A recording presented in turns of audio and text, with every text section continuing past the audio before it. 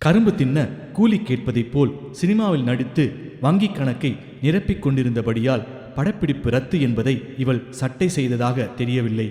அதற்கு மாறாக இவளுடைய மனம் பேசாம விஜயை கூட்டிட்டு கோவா போலாமா, அங்கிருந்தபடி மும்பைக்கு போய் சில பட நிறுவனங்களை பார்த்து போட்டோவையும் கொடுத்துட்டு வந்துடலாம் என தீர்மானித்தாள்.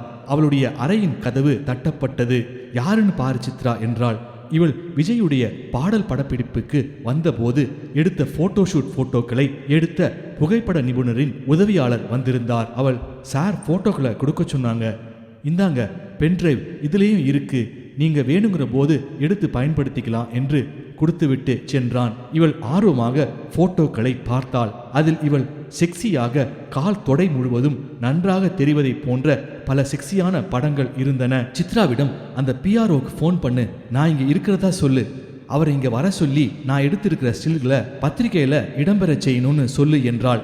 அந்த பிஆர்ஓ மிகவும் பிரசித்தி பெற்றவர். அவருக்கு எல்லா பத்திரிகையாளர்களுடன் நல்ல தொடர்பு இருந்ததால் அவர் சொன்னவுடன் எல்லா பத்திரிகைகளும் நியூஸ் போட்டு விடுவார்கள். ஆனால் அவருக்கு அதற்கான கவர் கொடுத்து கவனித்து விட வேண்டும். அவரும் சற்று நேரத்தில் ஹோட்டலுக்கு வந்தடைந்தார். நல்ல கலரான ஜிகிஜிகி உடைகளை அணிவதில் அலாதி பிரியர். சினிமாவில் இருக்கும் அனைவரும் ஒருவர் மீது ஒருவர் அதிக பொறாமை கொண்டும் எப்போது காலை வாரிவிடலாம் மற்றும் வாய்ஜாலத்தை மட்டுமே கொண்டு பணம் பறிக்கும் சினிமாக்கார மனிதர்களுக்கு மத்தியில் இவரை நல்லவர் என்றே சொல்லலாம். செய்யக்கூடியதை மட்டும் சொல்வார். அவர் வாங்கிய பணத்துக்கு செய்தும் விடுவார். உள்ளே வந்ததும் ஹலோ மேடம் என்றார். அவளும் ஹலோ என்றாள். என்னோட படங்கள் பேட்டிகளை முக்கியமான பத்திரிகைகளை வெளியிடணும், இதோ நான் எடுத்த புகைப்படங்கள் என்று அவரிடம் கொடுத்தாள்.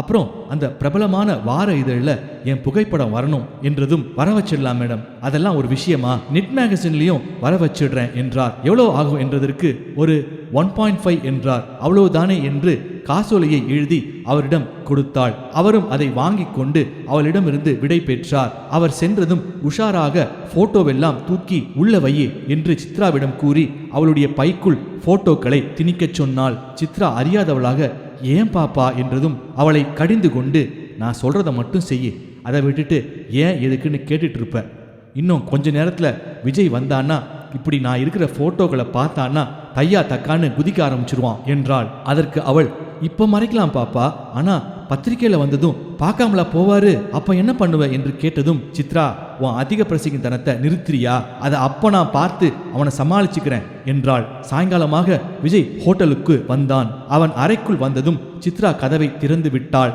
பத்மா தூங்கி கொண்டிருந்தாள். பது தூங்குறாளா என்று சித்ராவிடம் கேட்டதும் கண் விழித்து கொண்டாள். இவன் அவளை, தூங்குமா, ஒன்னும் அவசரம் இல்லை, பொறுமையா போலாம் என்றான். சித்ரா அவனை பார்த்த ஆர்வ மிகுதியில், இந்தாங்க பாயாசம், சாப்பிட்டு பாருங்க என்று விஜயிடம் கொடுத்ததும் பத்மா சித்ராவை முறைத்து பார்த்து, என்ன அவசரம், அவருக்கு அந்த பாயாசத்தை கொடுக்கணுங்கிறது எனக்கு தெரியாதா என்றதும், விஜய் விடு பது, ஏதோ பாயாசத்துல கொடுக்குறாங்க, அதுக்கு போய் ஏன் திட்டுற என்றதும் திரும்பவும் அவளை ஒரு முறை முறைத்து, அதிக பிரசங்கி, உன்னை அப்புறம் வச்சுக்கிறேன் என்றாள். பின்பு கட்டிலில் அமர்ந்திருந்தவள் எழுந்து வந்து விஜய் மடி மீது அமர்ந்து ஒரு புறமாக கட்டி கொண்டாள். பின்பு பாயாசம் நன்னா இருக்கா என்றதும், பேஷ் பேஷ், ரொம்ப நன்னா இருக்கு என்று அவளை கலாய்த்தான். நான் இதை விட சூப்பரா வைப்பேன் தெரியுமோ என்று கூறியபடியே வளையல் உடைந்து காயம் பட்டிருந்த கன்னத்தை பார்த்தாள்.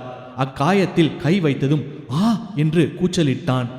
அதற்கு அவள், ஐயோ வலிக்குதா என்று அவளுடைய இடது கை ஆள்காட்டி விரலால் தன் வாயிலிருந்த எச்சிலை எடுத்து அக்காயத்தில் தடவினாள். எச்சில் அவன் கன்னத்தில் வைத்த ஒவ்வொரு முறையும் ஆ ஆ என்று அவன் கத்தியதால் நறுக்கென்ற முத்தத்தை அவனுடைய காயத்தின் மீது கொடுத்தாள். இதை பார்த்து கொண்டிருந்த சித்ரா தர்ம சங்கடத்தில் நெளிந்தாள். அதனை கவனித்த விஜய், அக்கா பாயாசம் ரொம்ப சூப்பர் என்றபடியே பத்மாவை எழுந்திருடி என்று அவங்க பார்க்கறாங்க என்றான். அவளை மடியிலிருந்து தள்ள முயற்சித்தவனை மேலும் ஒரு புறமாக அவனுடைய கழுத்தை இறுக்கி அணைத்து கொண்டு, பார்த்தா பார்க்கட்டும் என்றாள். ஆத்துக்கு எப்போ வர, நான் பாயாசம் பண்ணித்தரேன் என்று மேலும் அவனை கொஞ்சினாள். இவர்கள் இப்படியே விட்டால் அடுத்த கட்டத்திற்கு போய்விடுவார்கள் என்று பயந்த சித்ரா, பாப்பா கிளம்பவா என்று அவளிடம் கெஞ்சும் குரலில் கேட்டாள்.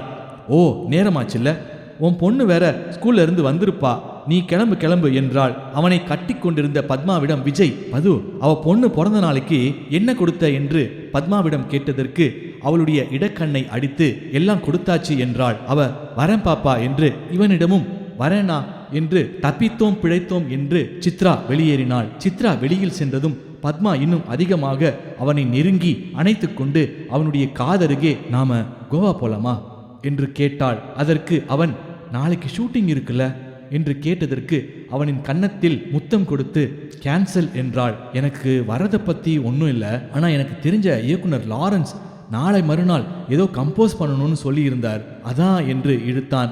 என்ன படம், யாரோட தயாரிப்பு, யார் அதில் நடிக்கிறா என கேட்டாள். அதற்கு ஒரு காலத்தில் திரைக்கதை அமைக்கிறதுல ஜாம்பவான்னு சொல்லுவாங்கள்ல, அவரோட பையன்தான் அதில் நடிப்பதாகவும் அந்த இயக்குனர் லாரன்ஸ் அவர்கிட்ட தான் உதவி இயக்குனராக பணிபுரிவதாகவும் மேலும் அந்த பிரம்மாண்ட இயக்குனரோட தயாரிப்பு நிறுவனம் தான் அந்த திரைப்படத்தை தயாரிக்கிறதாகவும் சொன்னார் என்றான். பத்மா அவனிடம் அந்த நிறுவனம் உனக்கு ஏதாவது அட்வான்ஸ் கொடுத்தாங்களா என்றாள். இல்லை என்றான். ஏதாவது அக்ரிமெண்ட்? இல்லை என்றான். ஆனால் காசு மட்டும் ஏதேதோ சொல்லி நல்லா கறக்குறான், அப்புறம் நல்லா ஓசி குடி என்றான். இனிமே அவனுக்கு செலவு பண்ணாத செல்லம், எனக்கு தெரிஞ்சவங்களை வச்சு விசாரிக்கிறேன், நம்ம கோவா போகிறோம், அங்கே 2 நாள் அங்கிருந்தபடி மும்பை போகிறோம், அப்படியே மும்பையிலேருந்து நான் ஹைதராபாத் வந்துடுறேன், நீ சென்னை வந்துடு என்று கூறினாள். வீட்டில் அம்மா கேட்டா என்ன சொல்லுவ என்றதற்கு அதெல்லாம் ஒரு விஷயமா, அம்மா கிட்ட பொய் சொன்னால் நம்பிடுவாங்க, அவங்கள பொறுத்த வரைக்கும் எப்படியாவது நான் நல்லா வந்துடணும் அவ்வளோதான் என்றான். ட்ரெஸ் எடுக்க வீட்டுக்கு போகணுமே என்றதற்கு எதுவும் எடுக்க வேண்டாம், நான் உனக்கு புதுசாக வாங்கி தரேன், அதை போட்டுக்கோ என்றாள். அவன் உம்மா என்று அவளுடைய கன்னங்களில் முத்தம் வைத்தான். பின்பு டிராவல்ஸ் மேனேஜரை அழைத்து 2 டிக்கெட் நாளைக்கு கோவாவுக்கு போடுங்க என்றாள். அதன் பின் அவள் அறிந்த 2 PROக்களை அழைத்தாள். சார், யாரோ லாரன்ஸ்னு ஒரு இயக்குனர் அந்த பிரம்மாண்ட இயக்குனர் தயாரிப்பில் கமிட் ஆகி இருக்காங்களான்னு விசாரிங்க, மேலும் அந்த திரைக்கதையின் ஜாம்பவான் அவர் பையன்தான் ஹீரோவா, அவரோட உதவியாளர்னு வேற சொல்றானா, என்னன்னு கொஞ்சம் விசாரிச்சுட்டு சொல்லுங்க என்று 2 பேரிடமும் கைபேசியில் பேசினாள். அவனுடைய மடியிலிருந்து எழுந்து முகம் அலம்பிண்டு வந்துடுறேன், போகலாம் நேரமாச்சு என்று முகம் கழுவ சென்றாள். பின்பு அழகான சுடிதார் அணிந்து கொண்டு இருவரும் வெளியில் கிளம்பினர். இருவரும் காரில் ஏறி அமர்ந்ததும் பத்மாவினுடைய கைபேசிக்கு முதலில் ஒரு PROவிடமிருந்து அழைப்பு வந்தது.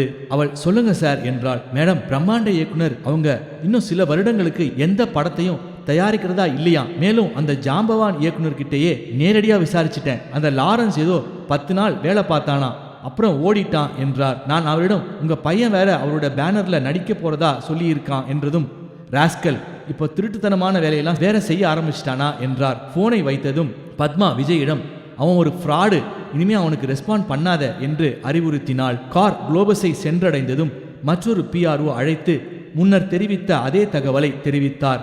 இதை கேட்டதும் மிகுந்த ஆத்திரம் அடைந்த விஜய் அந்த இயக்குனர் லாரன்ஸை எச்சிகல நாய், இங்க குடிச்சது பத்தாதுன்னு பாண்டிச்சேரிக்கு வேற கூட்டிட்டு போய் நல்லா ஓசியிலேயே குடிச்சான் என்று சொல்லிக் கொண்டிருந்த போதே லாரன்ஸ் விஜயின் கைபேசிக்கு அழைத்தான். பத்மா விஜயை ஆசுவாசப்படுத்தி போனை எடுத்து அவன் என்ன சொல்றான்னு கேளு என்றாள்.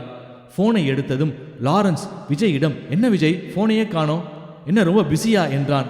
ஆமா சார், கொஞ்சம் பிஸி. அப்புறம் எப்போ சார் நம்ம படம் ஷூட்டிங் போகிறதா உத்தேசம் என்று கேட்டதற்கு, அடுத்த மாதம் 1ஆம் தேதி தயாரிப்பாளர்கிட்ட பேசிட்டேன், அவரும் பட்ஜெட் எல்லாம் ஒரு மேட்ரே இல்லை, நீங்கள் எவ்வளோ செலவு பண்ணணுமோ செலவு பண்ணி எடுங்க அப்படின்னு சொல்லிட்டாரு என்றான். விஜய் லாரன்ஸிடம், சார் அந்த அக்ரிமெண்ட்டுன்னு ஒன்று சொல்லுவாங்கல்ல, அதெல்லாம் கையெழுத்து போட்டிங்களா என்றதற்கு, ஏன் விஜய் அது இல்லாமலா, என்ன விஜய் கிண்டல் பண்றீங்களா என்று கேட்டான். நமக்கு நாளை கழிச்சு கம்போசிங் தெரியும்ல என்றான். எந்த ஹோட்டலில் போடலாம்னு இருக்கீங்க என்று விஜயிடம் கேட்டதற்கு, நான் எங்க ஹோட்டலில் ரூம் போடணும், தயாரிப்பு நிறுவனம் தான் போடணும், அதுதானே முறை என்றான். என்ன விஜய் இது, எனக்கும் முதல் படம் உங்களுக்கும் முதல் படம், நாம் இதெல்லாம் கொஞ்சம் செஞ்சுதான் ஆகணும் விஜய் என்று பம்மினான். ஆனால் சார் எனக்கு வேலை இருக்கே, என்னால் வர முடியாது என்று கூறியதும், என்ன விஜய் எவ்வளோ பெரிய வாய்ப்பு, அதையே இப்படி கெடுத்துக்கிறீங்க, ஏன் நல்லா தானே இருந்தீங்க, என்ன ஆச்சு திடீர்னு உங்களுக்கு என்றான். சார் நீங்கள் ஒன்று செய்யுங்க, நீங்கள் கையெழுத்திட்ட அக்ரிமெண்ட் பேப்பரை எடுத்துட்டு வாங்க, நான் பார்க்கணும் என்றவுடன், அதெல்லாம் உங்ககிட்ட நான் காட்டணும்னு அவசியம் இல்லை விஜய், எனக்கு உங்களை விட்டா 1000 மியூசிக் டைரக்டர், என்ன புரிஞ்சுதா என்றான். விஜய் தொடர்ந்து, ஏன் அக்ரிமெண்ட் இல்லையா சார் காமிக்கிறதுக்கு என்று கிண்டல் அடிக்கும் துணியில் கேட்டான். லாரன்ஸ் பக்கென்று, என்ன விஜய் சொல்றீங்க, ஒன்றும் புரியல என்றவுடன் விஜய் கோபமாக, இந்த மாதிரி ஈனப்பொழப்பு பொழைக்கிறதுக்கு தூக்கு மாட்டிட்டு சாகலாம் என்றதும், விஜய் என்று லாரன்ஸ் கெஞ்சினான். அப்படி என்னடா ஓசி குடி கேக்குது, இதுக்கு நீ பீயா அள்ளி தின்னுடா பண்ணி என்று கைபேசியை துண்டித்தான். பத்மா விஜயை ஆசுவாசப்படுத்தி உள்ளே போகலாம் என்று அவனுடைய கையை பிடித்து இழுத்துச் சென்றாள். உள்ளே சென்றதும் அவனுக்கு பல சட்டை ஜீன்ஸ் வாங்கி கொடுத்தாள். இவன் 2 போதும் என்று சொன்னபோது இல்ல என்று பார்ப்பதெல்லாம் கூடையில் அள்ளி போட்டாள். அங்கு கடைக்குள் இருந்தவர்கள் அது நடிகை பத்மா தானே என முணுமுணுத்தனர். அது எவற்றையும் கண்டுகொள்ளாதவளாய் விஜயின் முதுகுப்புறத்தை திருப்பச் சொல்லி சட்டையின் அளவு பார்ப்பதை பலரும் கவனித்தனர். சரி சீக்கிரம் எல்லாம் பார்க்கறா, பில் போடு கிளம்பலாம் என்று விஜயிடம் சொன்னதும், நீ இவ்வளோ வாங்கி கொடுக்குற, உனக்கு நான் ஒரு புடவை பார்த்து வச்சிருக்கேன், அதுக்கு நான் தான் பணம் கொடுப்பேன் என்றதும், ஐயோ என்கிட்ட புடவையா நிறைய இருக்கே என்று இழுத்தாள். எனக்காக என்றதும், வாங்கி தொலை என்றாள். விஜய் அவள் காதருகே, புடவை கூட உனக்கு அதுவும் வாங்கித்தரேனே என்றதற்கு கொன்னுடுவேன் என்றாள். ஐயோ ப்ளீஸ் பது என்றதும், சொன்னா கேட்க மாட்டேன் என்றாள். உன் இடுப்பு மற்றும் மார்பு சைஸ் என்ன என்றதற்கு 28-36 என்றாள். விஜய் அவளுக்காக செக்ஸியாக பார்த்து வைத்திருந்த பிக்கினி செட்டையும் எடுத்துக்கொண்டு பில் செய்தான். பில் போட்டு கொண்டிருந்த விஜயை சற்று தூரமாக பார்த்து ரசித்து கொண்டிருந்த பத்மா, விஜய் பத்மாவை பார்த்ததும், ரூமுக்கு வா வச்சுக்கிறேன் என்று கஞ்சாடை காட்டினாள். பில் செய்து முடித்த பிறகு இருவரும் காரை எடுத்துக்கொண்டு அவன் வெகு நாளாக உறுப்பினராக இருந்த கிளப்புக்கு சென்றனர். இவனுடன் பத்மா வருவதை பார்த்து அங்கிருந்த பலர் ஆச்சரியம் கொண்டனர். விஜய் இருவருக்கும் உணவு ஆர்டர் செய்தான். விஜய் பத்மாவிடம், சாப்பிட்டுட்டு உன்னை ஹோட்டல்ல விட்டுடுறேன், நாளைக்கு காலையில நேரா கோவா போறதுக்கு ஏர்போர்ட்டுக்கு நேரா வந்துடுறேன் என்று சொன்னதும், வேண்டாம், காலை 7 மணி ஃப்ளைட்டு, நீ தூங்கினாலும் தூங்கிடுவ, நாம ஒன்னாவே போயிடலாம், நீ காரை வீட்டில் விட்டுட்டு வந்துடு என்றாள். சற்று நேரத்தில் இருவரும் சாப்பிட்டு முடித்ததும் பத்மாவை ஹோட்டலுக்குள் இறக்கிவிட்டு வாங்கிய ட்ரெஸ்களையும் அறைக்குள் வைத்துவிட்டு காரை வீட்டில் விட்டுட்டு சீக்கிரம் வந்துடுறேன் பது என்றதும், பத்மா அவனிடம் வந்து பெல் அடிக்காத, வந்ததும் என்னோட கைபேசிக்கு அழ, நான் திறக்கிறேன் என்றாள். செல்லம், வரும்போது பொக்கிஷமும் வாங்கிட்டு வந்துடுவா என்று விஜய் கேட்டதற்கு, வாங்கி தொலை என்று அவனை ரூமில் இருந்து வெளியே போயிட்டு சீக்கிரம் வர வழியை பார் என்று தள்ளிவிட்டாள். வீட்டிற்கு சென்று காரை நிறுத்திவிட்டு அவன் அம்மாவிடம், 1 வாரம் கழிச்சு தான் வருவேன், ஏதோ இயக்குனர் கூப்பிட்டார், கம்போசிங் வேலையா போறேன், எப்போ வரேன்னு ஃபோன்ல சொல்றேன் என்று வேக வேகமாக கிளம்பினான். வெளியே வந்ததும் ஒரு மெடிக்கல் ஷாப்பில் பொக்கிஷத்தை கேட்டு வாங்கி கொண்டு ஒரு ஆட்டோவை பிடித்து ஹோட்டலை அடைந்தான். பத்மா இப்போது விஜய் வருவதற்கு தயாராக அவன் வாங்கி கொடுத்த கருப்பு பிக்னியையும் பிராவையும் அணிந்து கொண்டு காதுகளில் மிகப்பெரிய தொங்கட்டாக்களை போட்டுக்கொண்டு மூக்கிலும் ஒரு பெரிய வளையத்தை மாட்டிக்கொண்டாள். தனது உதட்டில் நல்ல சிவப்பு நிற சாயம் நிறைந்த லிப்ஸ்டிக்கை போட்டுக்கொண்டாள். கால்களில் நடந்தால் லேசாக சலக் சலக் என்று கேட்கின்ற கொலுசையும் இடுப்பில் லேசான ஒரு ஒட்டியானத்தை மாட்டிக்கொண்டாள். அவள் கைகளில் நிறைய கண்ணாடி வளையல்களை எடுத்து மாட்டிக்கொண்டாள். அவளுடைய முகத்தில் லேசாக மஸ்காரா போட்டுக்கொண்டு கண்களில் கருநிற மையை தீட்டிக்கொண்டாள். இப்போது கண்ணாடி முன்னால் நின்று கொண்டு எல்லாம் சரியாக இருக்கிறதா, கவர்ச்சியாக இருக்கிறோமா என்று பார்த்தாள். இதன் தொடர்ச்சி அடுத்த பதிவில். இந்த பதிவை கேட்கும் வாசகர்கள் நீங்கள் கேட்பதோடு மட்டும் அல்லாமல் இதனை உங்கள் நண்பர்களுக்கும் அறிந்தவர்கள் வட்டத்திற்கும் பகிருமாறு தாழ்மையுடன் கேட்டுக்கொள்கிறேன். இந்த வீடியோ பிடிச்சிருந்தா லைக் பண்ணுங்க, ஷேர் பண்ணுங்க, கமெண்ட் பண்ணுங்க. அதே போல சப்ஸ்கிரைப் பண்ணாதவங்க சப்ஸ்கிரைப் பண்ணிக்கோங்க. அப்பதான் தொடர்ச்சியா நம்ம போடக்கூடிய எல்லா வீடியோஸும் வரும். அடுத்த பதிவில் சந்திப்போம். நன்றி, வணக்கம்.